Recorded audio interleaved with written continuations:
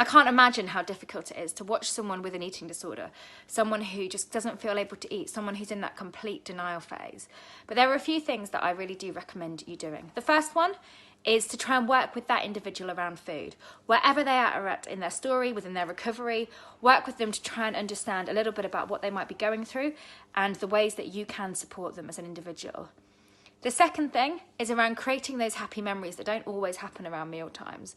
It's so difficult growing up and not feeling like you can eat anything, getting all of this guilt and this self-doubt whenever you have any food. And it's so important that we create those happy memories to help the individual get their love of life back, to feel that they can get that kind of love and joy and everything out of life that for so long they haven't felt able to get. And then finally, there's something around working with that individual to recover. It's about actually having all of this person-centered care. For me, a huge part of my recovery is around exercise and using exercise in that healthy way. I've had to learn to be really disciplined with myself so that I don't get obsessed with it again and so that it isn't a trigger for something else. But actually the reality is now as I use it in that healthy way, it's helped me to change my understanding around food, it's helped me to change my understanding around fueling my body in the right way and having the energy to do stuff.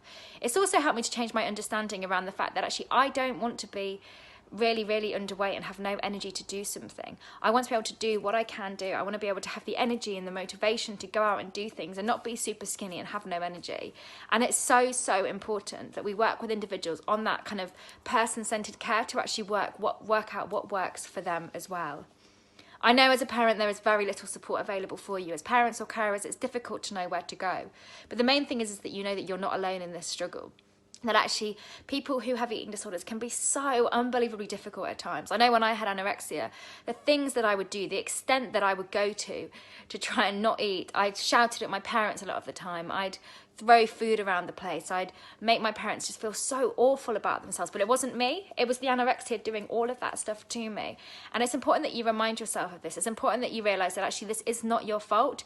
It is nothing to do with you that we've developed this.